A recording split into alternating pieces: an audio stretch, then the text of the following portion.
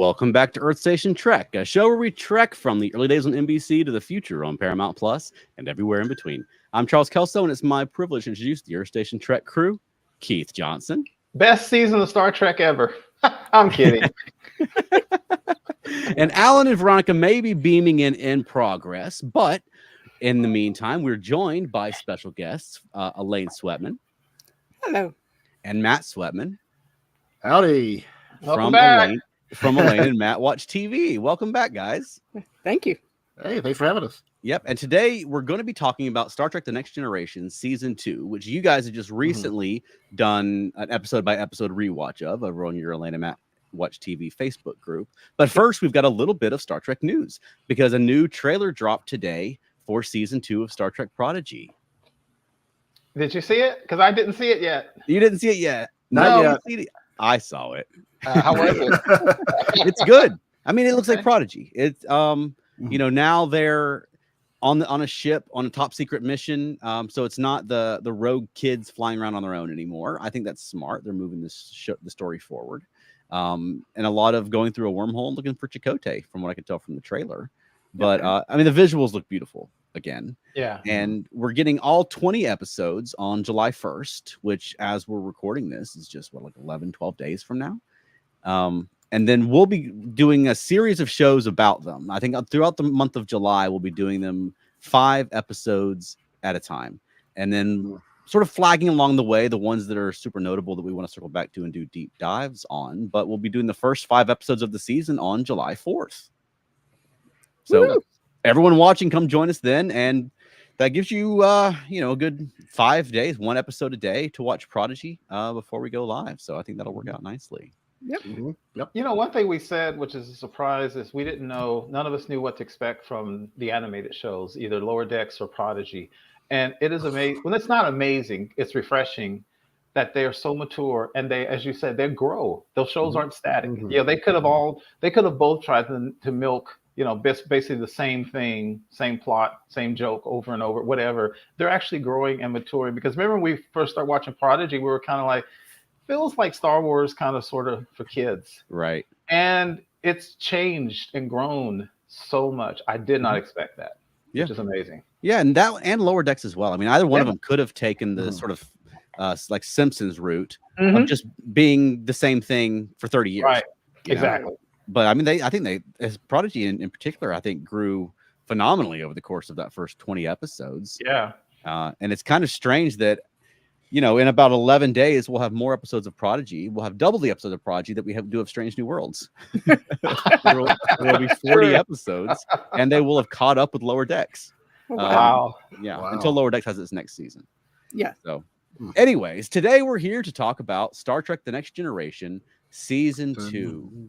Now, I guess starting with Matt, you had seen Season 2 of Next Gen before, is that right? Oh, many times. that was right when it came out. That was right at the height of my young adult Star Trek fandom. And I watched them when they broadcast. I watched them when they reran them later in the year and in the summer. I watched them once they started piecing together the, you know, for syndication, the reruns on daily. I'd watch them again.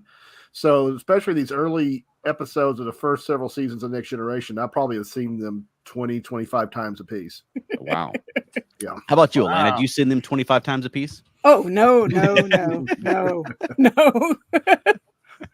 And to be honest, I may not have seen any of season 2 before we started watching it.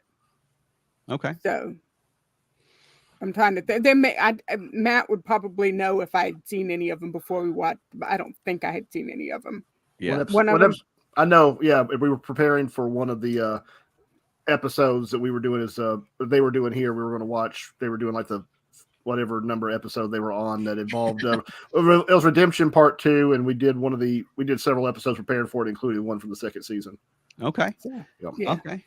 So, I mean, coming off of season 1 and then watching season 2, what were you expecting for season 2? And, I mean, what was your impression of it?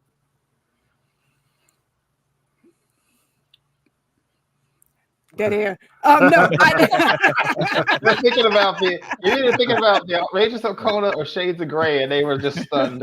Well, yeah, that was a big disappointment. It was a good season though. I mean, I would over the past few days had to print out a list of each of the episodes because I don't remember episode names. Kind of like, okay, yes, I remember that one.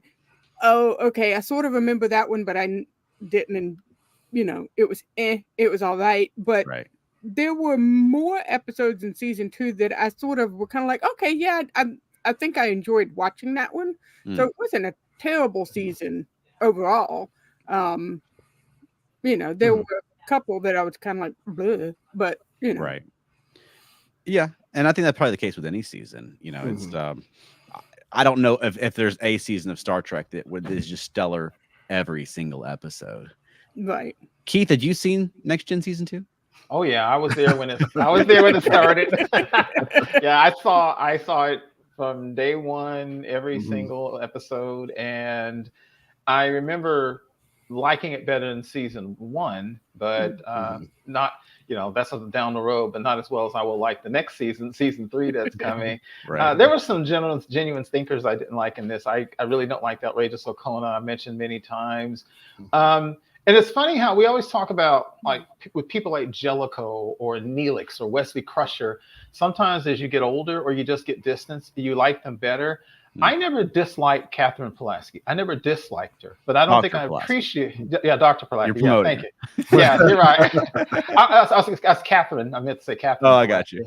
I didn't have a problem with her. I remember sometimes being a little bit too kind of frustrated that she was a Dr. McCoy clone. I mean, she was basically racist toward Data, and she didn't even like the transporter. So she was and she was curmudgeonly.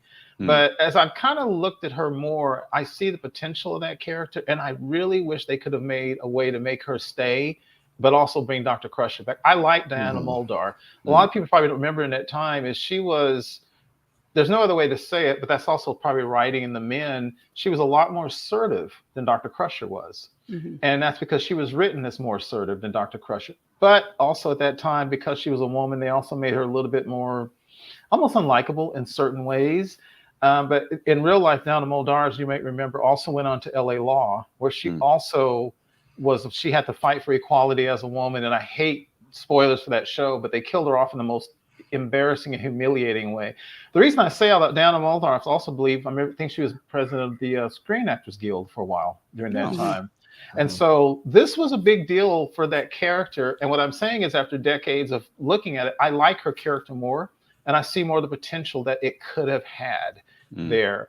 Somebody pointed out something I thought was really interesting is the episode where Worf does the weird ceremony and she has to drink the potion with him that could kill her. That was actually kind of cool in a real weird way. It was actually a cool thing. And once she got past all that calling Data it and all that stuff, I started liking her character better. Yeah, I was going to say at the beginning, I was not fond of her, and I was like, "Bring back Dr. Crusher." I know, she comes back. I mean, I'm like, but she seemed to like grow over the season. Like she came around on Data, but got, she figured out how to be not so surly and stuff on her episodes. So yeah. Now, while we've been talking, Veronica beamed in. Veronica, hi. Hey, have you seen Star Trek Next Generation season 2? Yes. Do I remember it? Heck no. No, I know you've seen some of them because back when they were doing the remastered episodes, they released a couple of these in theaters, like back to back, and it was Q-Who and the extended version of Measure of a Man, and that's just a night out at the movies. Wait, Q-Who, is that the one with the animal things? No, that's hiding Q. Okay. What was Q-Who? No, Q-Who is the one with the Borg.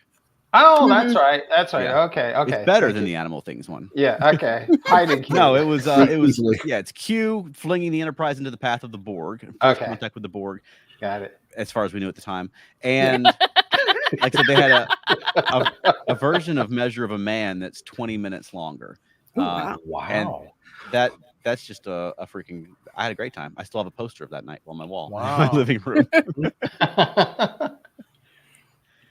Okay, well, I mean, what are some highlights for you, Elaine, watching the season? Oh, shit, like just can I just? I will pick an episode that I really enjoyed because I was not aware of it as a hard of hearing child, teenager, whatever. And I was like, why did I not know about this? I would have loved to watch this as a kid, and that was Loud as a Whisper. Okay. With the deaf actor, because I only knew of Marley Matlin as a deaf actor. I did not know there were other deaf actors, and so I had a good time enjoying that episode and understanding his frustration of communication and stuff like that. So Okay. Yeah, that's a good episode. What I like about that episode is they make what some people could consider "quote unquote" abnormal normal. Like they even mentioned, like the Tsar of Russia. I mean, that family had hemophilia, for example, in the thing, and they mentioned how that the deafness is natural for Reva's family. But I love this really cool way where he develops this empathic bond with the three people. And it was really cool is when Picard talked to one of the people and one of the guys goes, "Speak to me." He's like, what? Now, of course, the joke is, as you know, I'm like, how the heck are they picking this dude up who's this famous negotiator to take him to stop a war? And Picard's like, "Oh man, I didn't know he was deaf. Oh man, I didn't know I was supposed to talk to him."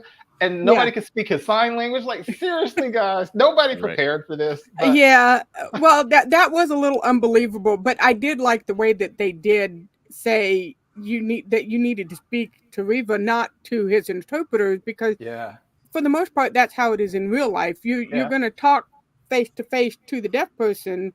They're going to look and see their interpreter, and you know, because you're talking to them, you're not talking to the interpreter.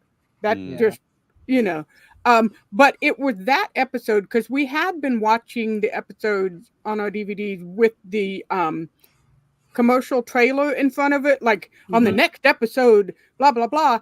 I looked down and missed a very important part, which I'm glad, because it spoiled that his interpreters all got killed. They put that in a commercial before the episode. And I'm like, we're not watching those anymore because I'm going to get spoiled. And I'm glad I missed that bit, because that was an important part of the episode to, you know, if you already knew they were going to get killed, then that take all the drama out of the episode. So we quit watching those. We just go straight to the episode. We don't watch the little trailer thing, because apparently they were bad at putting those together. Okay. So. Now we've had a few comments come in while we've been talking. Tiger Blade 2002 says, Wayne. "Hey y'all, all moved in and tuned in. We're glad to have you back, Wayne. We haven't seen you in a few weeks." And then Mark 1HOE says, "Beam me up." Hey. And welcome, Mark. I think you may be a newcomer to the show, and we're pleased to have you. If anyone else is watching live, feel free to drop your comments about Star Trek: The Next Generation Season 2, and list a few that you like and a few that you don't like. It'd be interesting to see what people take away from the season. Matt, what is your highlight episode of the season? Well, it has to be Measure of a Man. It's an obvious choice, but it, in many ways, I think what the second season managed to get right that the first season still struggled with is they did a much better job of the characters. The actors seemed much more comfortable in their roles. In particular, Jonathan Frakes as Riker, not just because of the beard. I think he physically looks much more relaxed this season than he ever did in season one. But this episode, of course, was important for Data, and Brent Spiner just played it perfectly. The others, it was just about as much about them and how they reacted to Data's trial, and it was where the characters' drama was the main story. It was the A plot, and that's what I think they got right in season 2 overall. And nothing I think exemplifies that better than Measure of a Man. Right. Yeah, I think Measure of a Man is just stellar. And if anyone out there has not seen the extended version, you can watch it on the Blu-ray. They actually found, as they were doing the re-editing, it turned out Melinda Snodgrass still had a VHS tape of the original cut before it was cut down. And so she sent that to them so they could use it as a reference and recreate the original cut of Measure of a Man, which was obviously way too long. But there's a lot of scenes in it that are not in the broadcast version that we'd all watched all these years. It's fantastic. I can't have that episode could be longer as far as I'm concerned. You can put as many more scenes in there as you want, because it's all good stuff. Keith, what are some of your a favorite episode of yours from season 2? Is it's weird, but I like the actual season opener with Nagilum. Okay. What's that? Where silence has lease? Yeah, that's the one where the crazy creature starts experimenting on the crew. Yeah, that was episode 2 of the season. That's 2. Okay, what was the first episode? Was the child? Yes, the child. Oh, that's an odd one. That's when you started saying I love the season opener. I was like, okay. yeah. You can, I like the one with the second one because, and let me back up real quick. We didn't mention real quickly, as you said, there was a couple of changes from season 1 to season 2. Melinda Snodgrass, as Charles just mentioned, came on as a story editor, and you can see a complete difference in quality of the stories, much more character driven. A personal pet peeve of mine is the first season had a lot of the old school video effects that, for those old enough, look like ray guns from Electra Woman and Dyna Girl or something like that. They got rid of those and added special effects like for the phasers and stuff that look more quote unquote real. Geordi moved down as chief engineer, right, in season 2. That's a big deal. They got rid of those crazy reclining chairs at the helm that they had from season 1, which was really strange. Riker gets the beard. And Dr. Crusher leaves because, according to the show, this is just insane. She leaves to be the head of Starfleet Medical. And then a year later, she's like, nah, I'm going to get back on the Starship. Yeah. Right. In real life, there was some weirdness going on between Gates McFadden and Maurice Hurley, who was the showrunner. Depending on who you listen to, and frankly, because it's a woman, you hear this too. Some people say she complained too much about her part, but Maurice Hurley was generally not liked, and I just think he didn't appreciate her, so he kind of wrote her out of the show. And one thing that has been verified behind the scenes is Patrick Stewart lost his mind. So did Brent Spiner, and so did Jonathan Frakes. They hammered the production people and the showrunners. They hammered Berman and Braga. Patrick Stewart even started saying, look, guys, seriously, he said, I'll think about quitting the show if you don't bring her back. And then he had to, of course, say to Donna Muldaur, it's nothing against you. Okay, it's not personal. Right. What the heck? But that episode, so back to bouncing on what Matt said, is Heart of Glory. I don't know how I said it again. Where silence has least, I don't love the show, but so much about the show has changed. Like the beginning, now it seems old hat. It was daring for Will Riker to be cool to go in there and fight Skeletor in Worf's little Worf's program. And then they were really fleshing out the Klingons because you saw Worf got into the battle rage, and after it was over, he's coming after Riker. And he thought he was going to kill him. Then Riker literally just yells, "At ease, Lieutenant." He's like, yes. So and then he said, you do this every day? And he goes, no, Commander. Usually my calisthenics are more intense. Those are private. And so I just like, and also they were building Riker's character because Riker was cool. Because you remember at the beginning of the episode, Troy comes in and she's worried. And Picard goes, I know, I'm worried about him too. And I hate to say this because I'm like, dude, Riker is such a stud. I mean, that's really what So I like that show, and it really established it was differentiating the Klingons, that they weren't just like Kang and Kor from the original series. They were a dangerous people. So I actually like that. That show represents so many changes coming to the series. Right. We had a comment from Tigerblade 2002 that said, my reaction to the child. And then we should say that's one that had originally been written for Star Trek Phase 2 back in the 70s. John Campbell had written it then. When they ended up with a shortage of scripts and a writer's strike going on during the time of season 2, they ended up dusting that one off and staging it. And I think it definitely feels like it's older even than 1989. I think that's. I don't think that's the best episode of the season. The one I would pick, maybe not the best episode of the season, but one that's one of my favorites is A Matter of Honor. I think that's the one with the officer exchange program and Riker goes over the Klingon ship. And that one, I mean, I think that it did a lot for developing the Klingons. Because that's the first time you ever got to hang out on a Klingon ship. They weren't the adversaries. Well, a little bit. But, he got to spend time amongst the crew. And I love Riker in that episode. You talking about Riker being a stud. He was a stud over there on that ship. Almost literally. Yeah, the Klingon women were like, One of my favorite lines, I think you said that, one of my favorite lines in all Trek is when the lady said, I may be back, and the guy says she wonders if you can endure her, and then Riker goes, one or both of them. And they're like, yeah, dude. They That would have bonded. eaten him alive, though. No kidding. He would have enjoyed it. He would have enjoyed Right. it. That is a great show. And then that weird command decision where the dude was bumping up to him and the captain's like, hey, man, that's up to you. So you got to basically beat your the guy underneath you to make him obey you. That would be real interesting in real life. Yeah. Yeah. Well, what are some episodes that you thought didn't hold up from season 2? Anybody who wants to jump out with one? God, I'm bad about not knowing the title of it. The one where there was the Picard from the brief future and the vortex. Time squared. Thank Wow. Was that going to be yours also, Elaine? Is that what one Is of that my the one you were favorite? going to say as well? I think I was going for least favorite episode. Yeah, just one that you think did not hold up. Yeah, Time Squared. No, that one was weird and kind of confusing. But I did read that originally it was supposed to have been a 2-parter with 2 standalone episodes, but the second part was supposed to have been Q Who, and they were going to explain that weird time vortex, that it was all Q messing with everything. It wasn't a real, which that would have made a little more sense than some random time spinny wormhole thing that Picard had to sacrifice himself to. It would, the whole thing. It's a weird episode. That's one of those episodes that just doesn't, like, all the scenes don't really add up to an episode. Like, it doesn't make a lot of sense. It's one where you watch and you feel like something must have gone wrong when they were making this. Yeah, they took away Q Who at the second part that would explain everything. Right. Well, I guess, but I don't think or change Q Who to be what Q Who ended up being. I don't think Q Who needed any of that episode in it. No. I don't think that saying Q did it at the end would have helped this episode much at all. And so, Matt, that was your choice. You didn't like it, right? Yeah, that's what I was getting at. It was one I did not like. Right.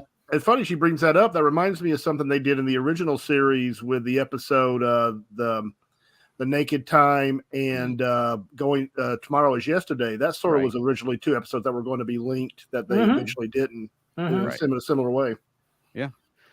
Which is kind of rare, I think, for both for the 60s as well as the late 80s of tying episodes together that closely. I mean, it was very much episodic television in both of those eras. Yeah, I agree with you guys. That show doesn't work because sometimes you have to let the in-universe lack of logic go because the show's okay. But nothing about that show makes sense because, as you said, this is the thing that's so weird to me. They said that entity was always fixated on that other Picard, which was like the future version of himself. So he kills it.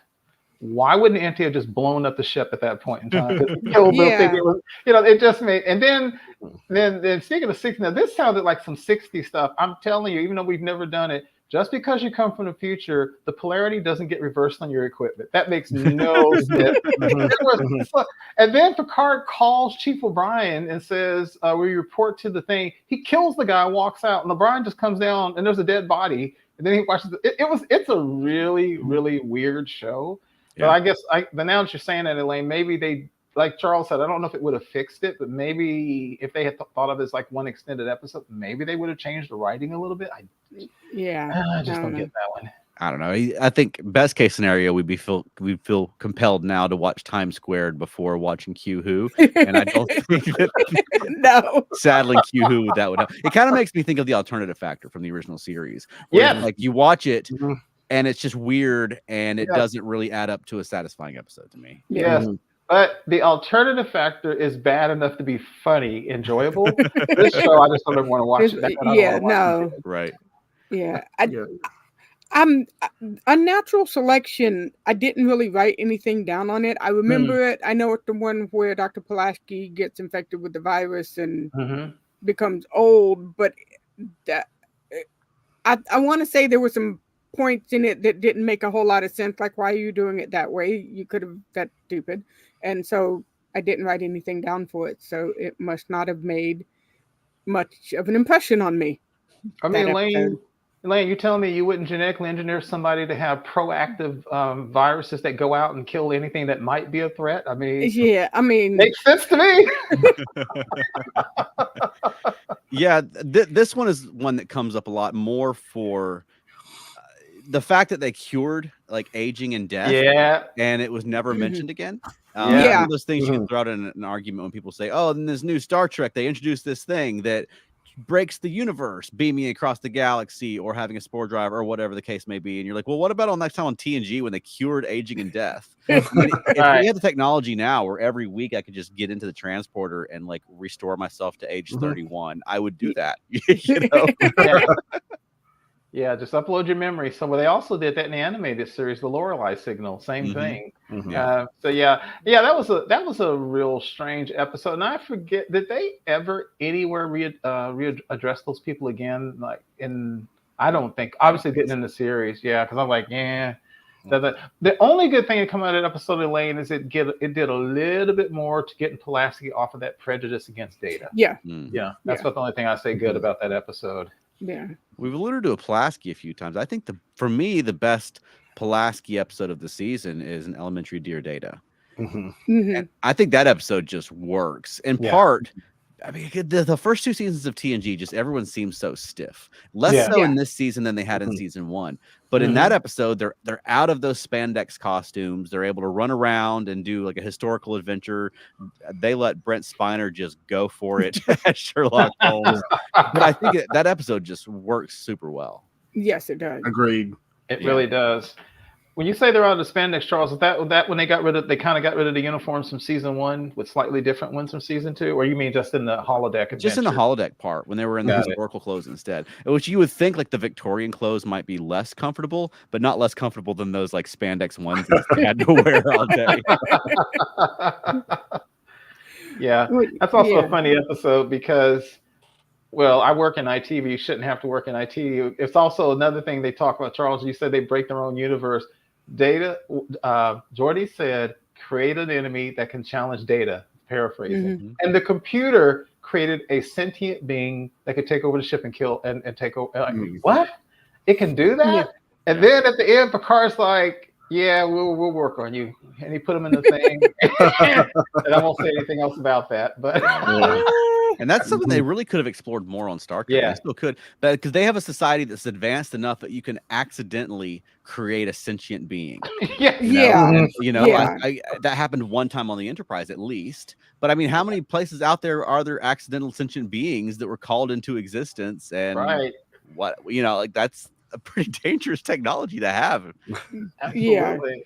Yeah, but I agree. That's a good episode. It's well written. Fantastic. I should know the actor's name, but fantastic as Moriarty. Oh yeah. I like the very subtle change from being quote unquote evil to becoming something more. The more he gained knowledge of that universe, the more he's becoming. He was still shady, but not just straight out mustache twirling evil. So I actually like that about him. I like the aspect of that I really like about him is that sort of gaining sentience and awareness and trying to understand the nature of the universe around him. When he flips that thing over and he has the picture of the Enterprise on the chalkboard. Yes. And he learns how to call for the computer. And you feel in the episode like he's getting smarter and more aware as it's going on, which is one sense it's terrifying, but he's not evil in the sense that he's like, nah, I will have my revenge against you. Right. It's more like, what is he becoming and how powerful is he going to get? Yeah. And I love the steampunk thing where he had a big old lever that he pulled to shake the ship. He's still 19th century. That's awesome. You were talking about least favorite. For mine, the one that truly stands out, and I think I've seen it one time, and that's the Outrageous Okona. And I just don't like that episode. Now, remind me, is that the one with Joe Piscopo as well? Yes. Amongst other things, yes. Oh, yes. God, that is literally one of the most boring episodes of Star Trek. I didn't laugh with the whole Data trying to laugh. I just don't like that episode. And I like, what's his name, Billy Campbell, who was Okona, who, as I'm sure everybody knows, was really, if Jonathan Frakes were not Riker, Billy Campbell would have been Riker. He was the next choice after him. He auditioned for it. And I think Frakes auditioned 7 to 9 times to get his role. Wow. And Billy Campbell is right up there. He would have been Riker if Jonathan Frakes hadn't gotten it. So I like him as a character. I loved him as the Rocketeer and stuff. But it's just, that show does nothing for me. It just, it just doesn't do anything for me. I actually barely remember it because I try to leave it out of my mind. I enjoyed the episode, but there is a lot of stuff going on. Because first you've got like a broken down freighter, and so you've got a Kona, and you're trying to figure out what he is, and then all of a sudden you have these two other ships, and they're threatening to like fight the Enterprise. And it's like, wait, who are you guys? And then you have Data having his whole comedy existential crisis, and then you find out that the renegade guy was trying to be behind the scenes Romeo and Juliet with the two. There's a lot going on in the episode. It's a lot of stuff in one episode, which we should but it's kind of fun in a weird, stupid way, but it's a lot. Yeah.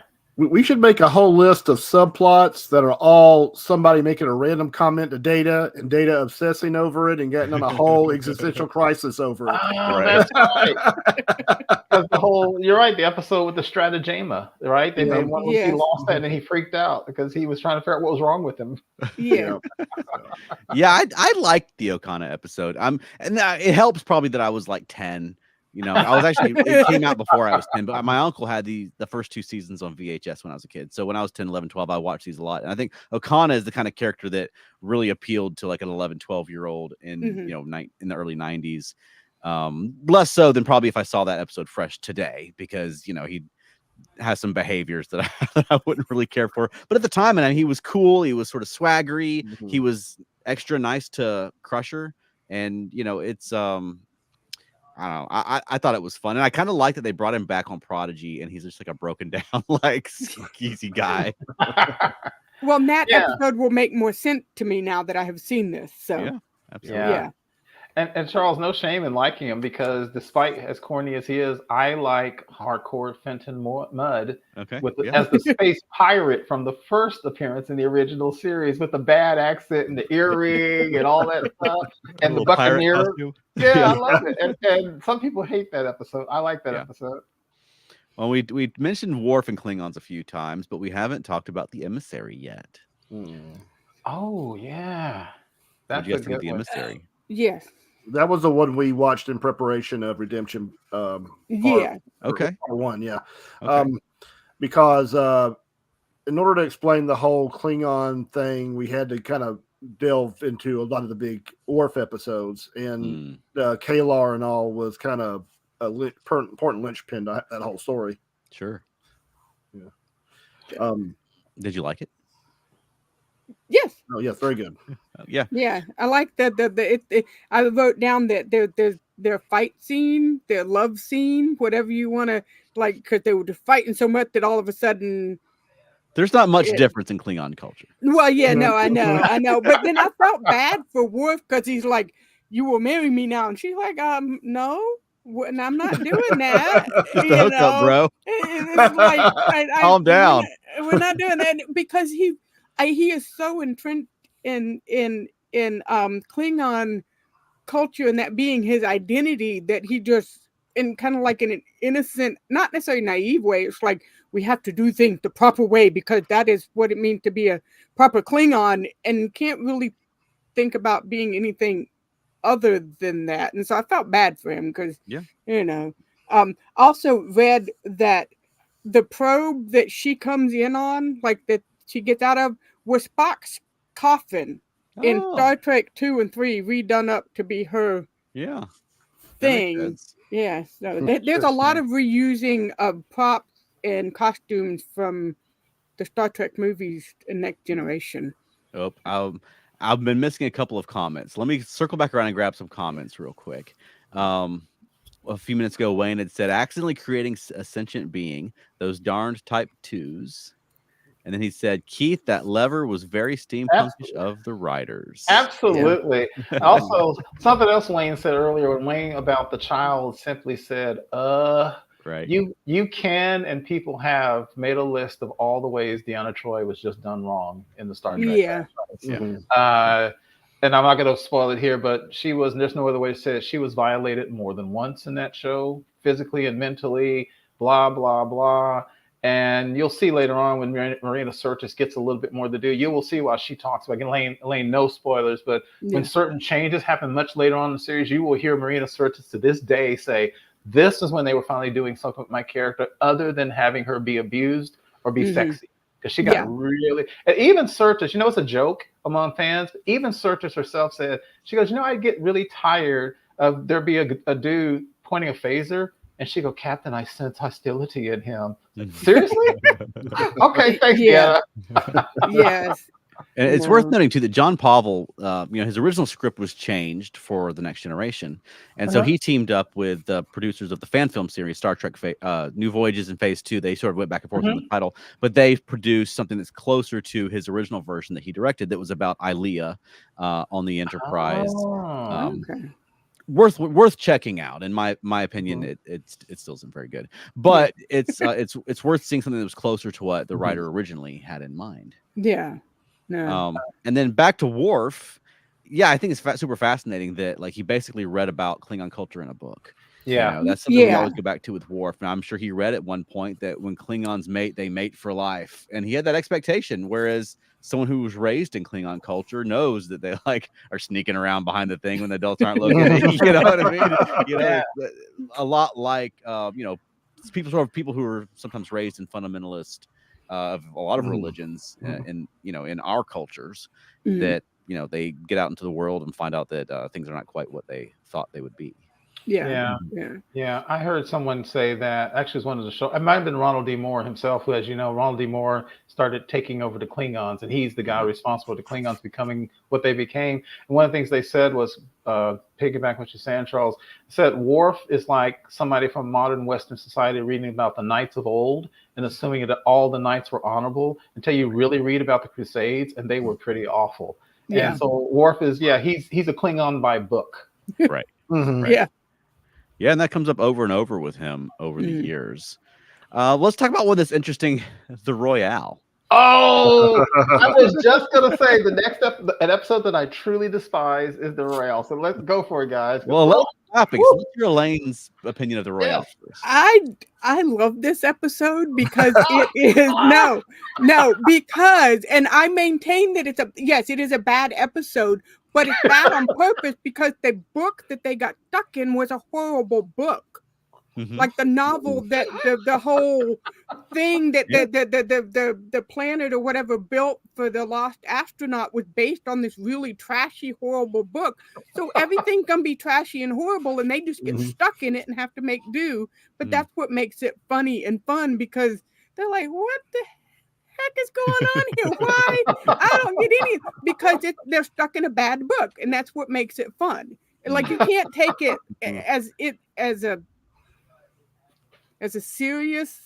I mean, they're trying to escape. They're stuck in this thing, so that part is serious. But all the stuff going around them, you can't take any of that seriously, because it's not supposed to be. They're just stuck in a trashy casino novel that makes no sense, and so that's why it's bad. But it's bad on purpose, and so that makes it enjoyable. That I'm sticking with that. What did you think, Matt, before we let Keith loose? Well, this is a good example of what I was going to say, that one of the biggest differences between seasons 1 and 2. Season 2 had its share of bad episodes, but at least they were entertainingly bad for the most part. Season 1 had a lot of those far out science fiction idea, didn't quite know what they were trying to say, kind of dull, and I think it's because the characters had become more comfortably written, more comfortably acted, that they could just play around with it. I mean, for example, in the Royale, we had Data. He was having fun shooting craps. And it's like he turned on, you can almost see the change in him when he turns on that program in his brain that says, okay, this is how a person should eat craps behave.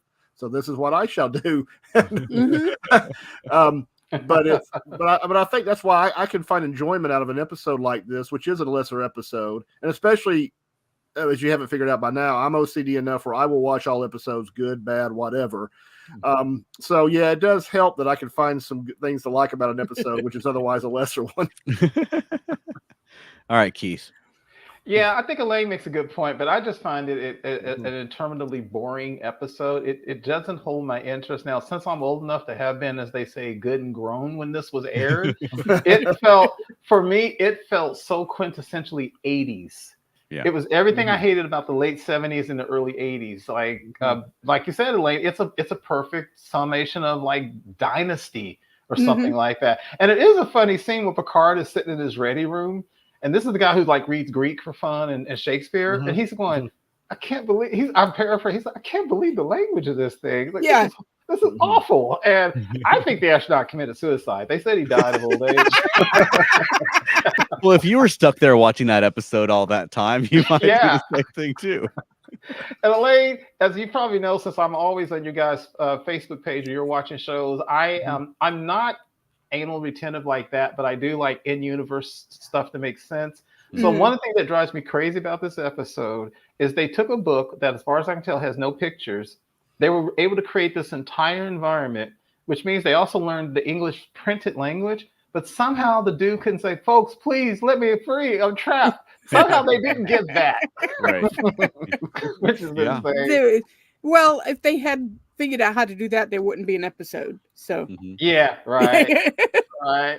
I don't know if you guys know, Charles probably knows, there was a TV show. It was a pilot for a series called The Questor Tapes. Oh, yeah.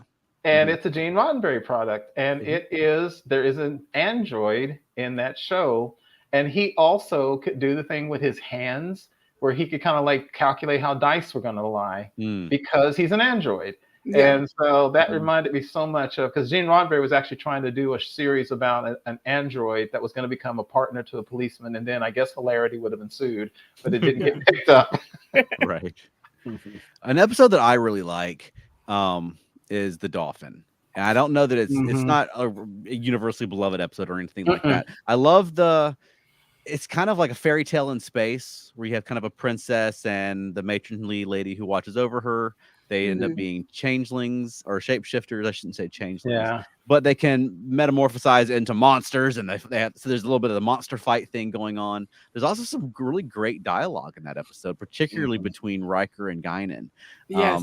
And it's a really good episode for Crusher because he learns some things about life, and I love there's a scene with him and Guinan when he's saying, I'll never love anyone that way again. And Guinan's like, you're right. You won't. This is true. It's never the same. And I think it's just a really poignant. I think that's just for me. I mean, it has a little bit of that early TNG cheesiness, and they do fall a bit into the trap of having Worf get beat up to show how tough the monsters are.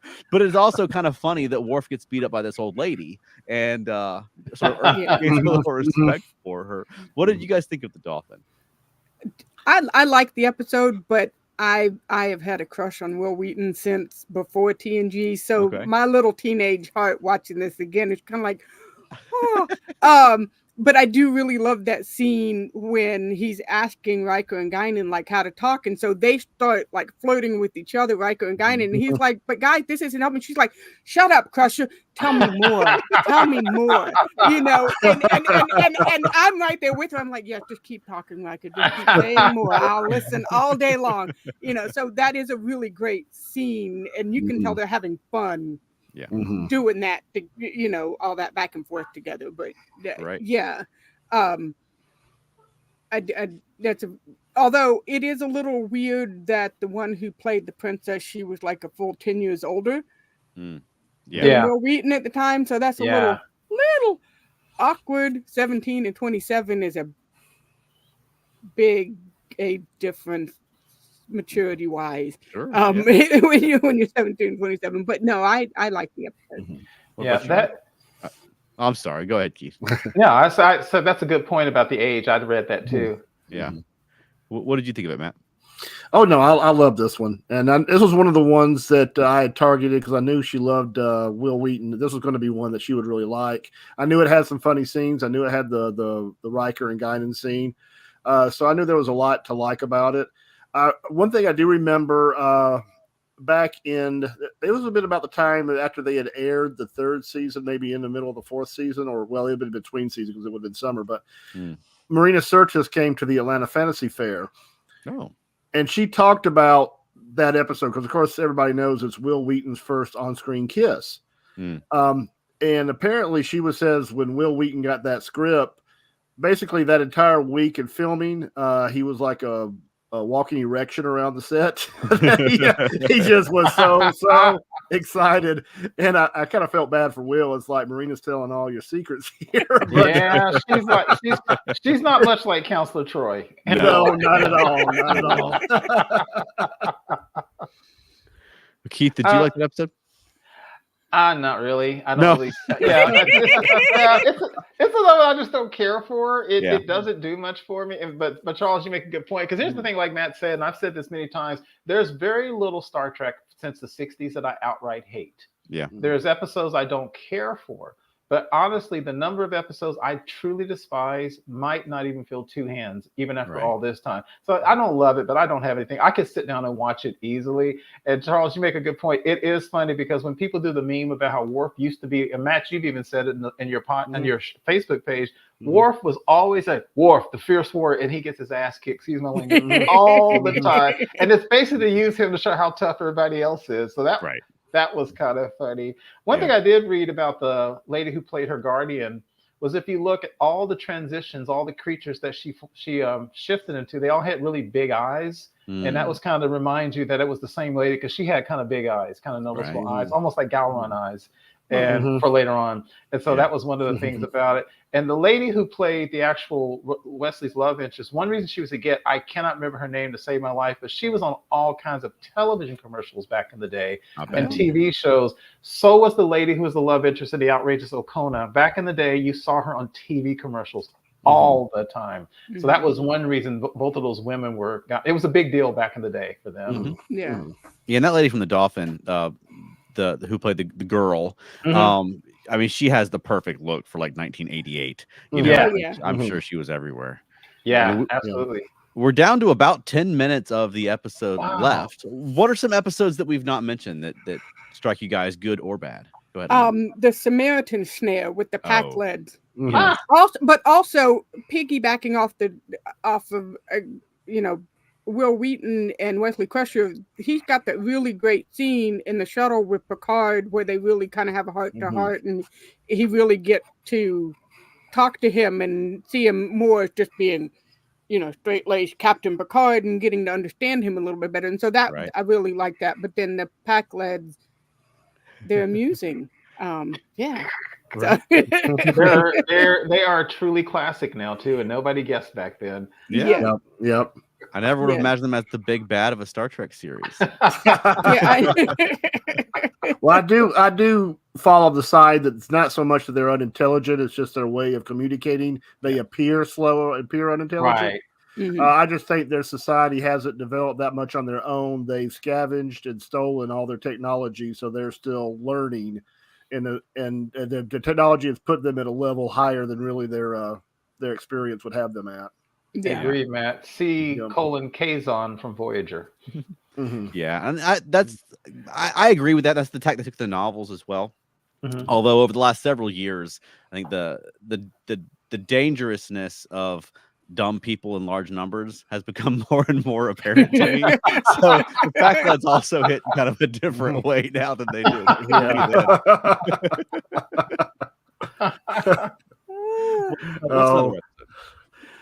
Should we talk?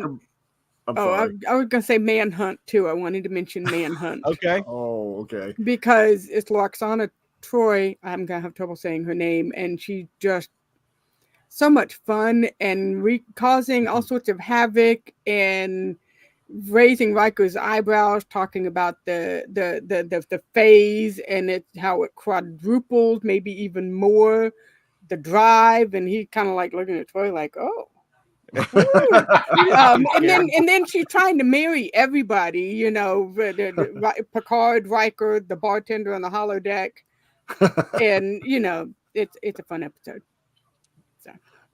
Yeah, it's another good example of an episode that's so entertaining we forget it's a bad episode. But bad episode, I like it.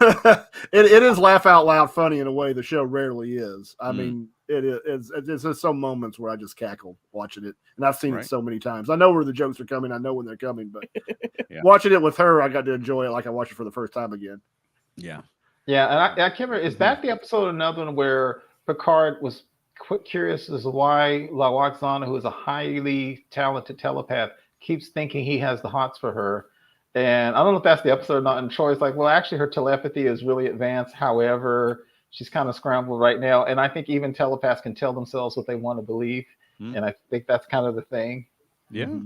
Or, I mean, it could be that Picard was attracted to her and never admitted it. Oh, Like series. way You deep know? down, like way deep down, like no, maybe, you know, yeah. Hey, not to speak for you guys, but just real quick, we have to give at least 30 seconds to the I'm not Irish, to the people from the Irish, but up the long ladder. Up the long ladder. Yeah. Good things to say. I have two good things to say about that episode. One is, as I would have been 18, 19 at the time the episode aired. The one scene where what's her name was the daughter was flirting with Riker in his room when she bears the midriff. Oh my God! I mean, oh, that was just something that was just it was fairly tame by today's standards, but by the standards of the time and back what it hinted at. Oh man, to this day I see that I'm like, well, yeah, that's good. Yeah. And I like that euphemism. Where can she wash her feet? Yeah, like I said, I was watching these episodes a lot of times when I was 12, 13, and I can't disagree with Matt. The second good thing I was going to say was I have adopted a philosophy from the quote from Odell, what's his name? Elaine, because Elaine heard me say it many times before she saw this episode, is every moment of pleasure is purchased by an equal moment of pain. And I have found that to be very true. And it helps me through the bad moments because I'm ready for the moment of pleasure to equal that. So, hey, that's pretty cool. And also possibly famous by the first genuine belly laugh from Patrick Stewart as Picard. Oh, okay. What were you about to say, Elaine? I just like the farm animals. I thought I was like, wait, they can beam up animals? There's animals on the ship. Yeah. And they needed to beam up their animals. That was the other thing. Then they threw some. I agree with you guys. Though this one I'm not going to criticize because it's stupid fun. Because you can just see the production crew throwing what's supposed to be hay around and pull some animals in. Nothing about that made. And then Worf says that weird thing about if the ship will put out a fire and it would have killed them because it would have encased the fire in a force field with stuff. Like, what? It was just weird. But I do agree, them being a farm-based society, their animals was very important to their way of life, to their livelihood. So actually, I thought it was admirable that they fought for the lives of their animals. I kind of like that actually. But then, but then it gets serious because you got the other half, the clone people that are like trying to, well, we're just going to take your DNA and no, you're not taking any of my anything to make any more of you. Why don't you do stuff with these people? And it's like, no, sex is nasty. We're not touching other people. But it's like, well, then you're going to die. Either you get with these, farmer people, or forget it. You're not going to use us to make more people. And so there was some bring serious on the clones. This is an episode to me that really you can sort of see Star Trek trying to figure out how to evolve away from the original series, because this one still has a foot firmly planted. I mean, someone like Finnegan I think would have fit in right in with that Irish culture. He has very much that sort of broad TV stereotype accent. And sort of at the end, it ends with, well, we're going to leave all you guys together and you can figure out how to have sex, It's a very Captain Kirk kind of solution. Would be, to start with the kissing and you'll figure it out. Kind of the apple, basically. And I agree with Matt because they sneaked in something. Matt and Elaine said they sneaked in something very important because Riker's statement, one Riker is unique, maybe even special. But more than one diminishes me in ways I can't imagine. And you wonder, I guess I may hope that we will always feel that way about cloning. And we all know in the Federation of that world, cloning is illegal. End of story. Full stop. Should never happen again. Cloning and genetic manipulation. So I thought that was an interesting comment there. I've read treatments like in one of the versions of Superman, the John Byrne version of Superman, where Krypton was a place where they grew clones of you all the time. And you had a clone in the bank. And if you got injured, they just take a part off the clone. Just don't let them wake up and become sentient, and there was no problem. Blocks would be all over that idea. Yes, he would. Yes. Before we wrap it up, let's talk about the season finale, which is not quite a season finale in the way that we think of them now. Yeah. Yeah. Yeah. Yes. I mean, What do you guys think? I remembered all those 70s sitcoms like The Jeffersons and all. Every now and he had that clip episode when they ran out of ideas, and you're like, yeah, I saw that a while back. Sure. well, but the thing is I usually, as a kid, I didn't mind clip shows because sometimes if you missed the episode when it first aired or something and you didn't catch it in rerun, you got to catch up on stuff you may have missed. But usually it's, like you said, in a sitcom, it's funny stuff. The problem with this is they started out with the funny, loving stuff, and they realized that was killing them. So then they just had to show you all the depressing battles and the sad, and it's like, I don't want to watch this. And then, you know, they used the clip show bit the wrong way. It's supposed to be happy, fun stuff, not depressing, Right. war battle stuff. Yeah, and I get that they were up against writer's strike that season. And that was back when you still had to show up with your 22 episodes. You know, so you got to figure something out. But I don't know that putting that as the last episode before the summer was the smartest move. Maybe like 3 episodes before the finale, you slide the clip show in there. You know, end with something stronger like The Emissary or I mean, even Q-Who would have been a great season finale. You know, absolutely. I mean, I guess they figured that out the next season when probably someone would, like, let's end on the Borg. The Borg is a good place to end the season. But yeah, I mean, it's there are shows that have done really good clip shows. I always loved the Stargate clip shows every year because they would do really clever things with the clip shows. They did one where the president was being briefed on the Stargate program, and you get to follow the president the entire episode in the Oval Office, finding about this crazy government program that goes to other planets and fights aliens, and it's really entertaining. They did that all through Stargate, but I don't think that Shades of Grey accomplishes that. You know, it's really him lying on a bed and then them, hey, remember the time this happened? You know, which is even tougher on a binge because it hasn't been that long since you watched it, like you said. Right. Yeah. So, and no, not a good episode. Yeah, it's funny looking at the list and your guys' reaction. What I realized is in the 7 seasons of TNG, in my opinion, my personal opinion, this probably has the highest ratio of shows I don't like, but it also has a ridiculously high ratio of shows that spawns something for future generations, whether it's the Paklid, you know, or Moriarty, which is really weird. And the other thing, it has some of the most awfully entertaining bad episodes because we don't have time to talk about, but we completely skipped Ambu Jitsu, the ultimate evolution of the martial arts. There's too much bad stuff in season 2 to talk about. Yeah. Well, what are final thoughts on the season? I mean, after watching season 1 and watching season 2, I mean, was there improvement? Was there a downward slide? What did you think, Elaine? There was improvement. And I'm seeing the improvement continue because we are well into season 3 now too. And so like I had to really try to make notes on season 2 because there was an episode I wanted to talk about, like, and I was like, wait, no, that's season 3.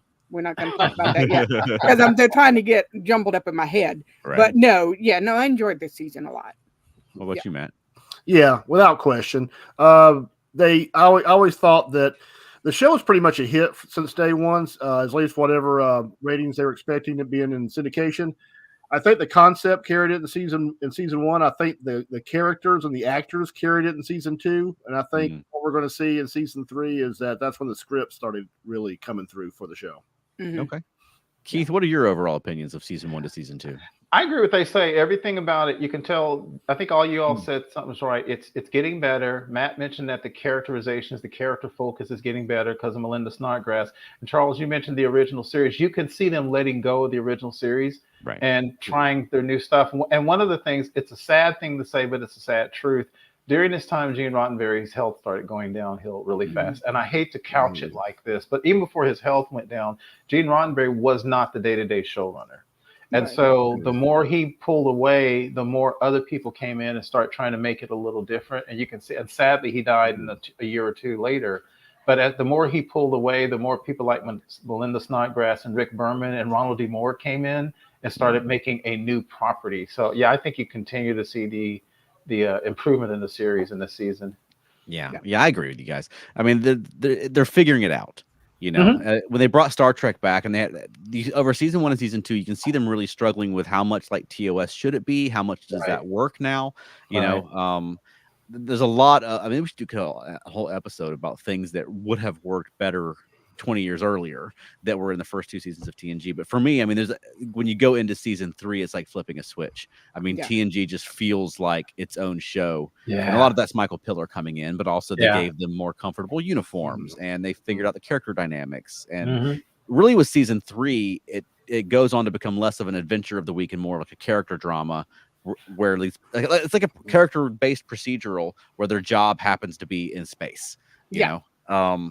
But now you guys have a Facebook page, Elaine and Matt Watch TV, where you're continuing your watch along. Right now you're in season 3, which when you got there, I was like, oh, thank God. So tell folks what Elaine and Matt Watch TV is and where they can find it. You can find it on Facebook at Elaine and Matt Watch TV. It's a Facebook page. And I usually, because it's usually me doing the typing, I log what we watch on TV every night, and usually we do the live commenting during the Star Trek episode because that's the fun stuff. We don't always comment on the other shows we watch because sometimes we're eating dinner while we're watching, you know. But feel free to like our page and, you know, let us know what we should watch, or if you've watched the show, what you think of whatever we're watching, whether it be Bodkin or The Boys or Star Trek or, you know, whatever, you know.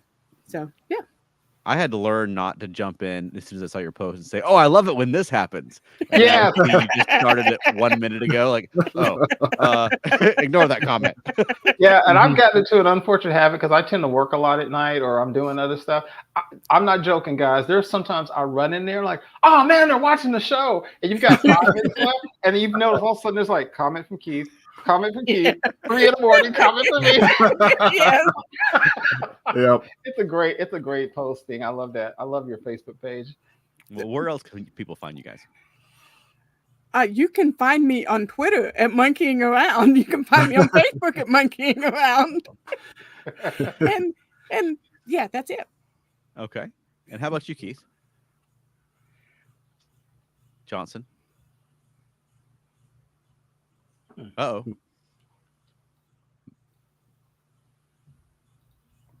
Did we lose you, Keith? Okay, am I back? Yes. Yeah. Okay, I froze. I don't know if you guys froze. Okay. we just watched you watch the screen. It's all relative. You can find me on X and Facebook, primarily the ESO Network Facebook groups. Yeah, that was the Keith from 6 Hours in the Future. Yeah. And you can find Veronica and I. She disappeared during the show. She's been ill this week, so she tried and then she gave up. But you can find us at Felt Nerdy or Felt Nerdy and Dirty. We have a puppetry performance team where we do family-friendly adult, all ages stuff under Felt Nerdy, which this weekend will be at the Sandy Springs Library doing a show called Heracles and the Lost Spectacles. And that's a show we're hoping to take around to some other libraries as well. And then in a few weeks' time, on July the 7th, we're doing our first co-headlining show, which is for adults only under our Felt Nerdy and Dirty brand, where we are teaming up with another puppeteer who goes by Puppet Pants. He's a phenomenal marionettist by the name of Adam Clark, who we've become acquainted with just appearing at the same shows together. And we had the opportunity to do a sort of a collab show at the Red Light Cafe in Atlanta. And it's going to be a lot of fun because we do very different puppetry. So before and after the break, it's going to be a very different type of puppet show. We do sort of raunchy, burlesque, adult humor. And he does very skilled marionette variety show that's very entertaining to watch. So this is going to be a fun show. We're really looking forward to it. So you can find us at Felt Nerdy across social medias or feltnerdy.com, or you can find our adult only stuff. Don't click on it at work because there are some very adult photos and things from our performances at Felt Nerdy and Dirty. That's on Instagram and Facebook and so forth, or YouTube. We have some clips of our performances on YouTube. And you can join all of us Oh, well, me and Keith and Alan and Veronica will all be back next week on Thursday. We go live on Thursday evenings at 8 p.m. Eastern talking about Star Trek. Keith, what are we talking about next week? Do you know off the top of We your had head? discussed doing the voyage home. Oh. The anniversary. wow. I think that was it, right? Was that the one we were talking? Either the voyage home or the final frontier? I believe it was the voyage home. Yeah, well, I think it's Star Trek 3 that we were talking about doing Star because Trek 3, it's the search for 40th Spock. anniversary. But we have a That's guest. the one. Yeah, we have a guest for that one that we need to make sure is available. So Okay. whatever we're talking about, it'll be next Thursday at 8 p.m. Eastern. It'll be a legacy Star Trek topic for the next few weeks, and then we'll be back on July 4th talking about new Star Trek for which is fun. It's fun that we have new Star Trek again. Yeah. Yes, very much so. Yep. Looking And does forward to anyone it. have a closing offhand? And if not, I've got one ready. Go for it. Go for All it. right. I dream of a galaxy where your eyes are the stars and the universe worships the night. That's a good one. Thank you for joining us, everyone. Live long and Thank prosper. you. We will see you next week. Thanks all. Bye.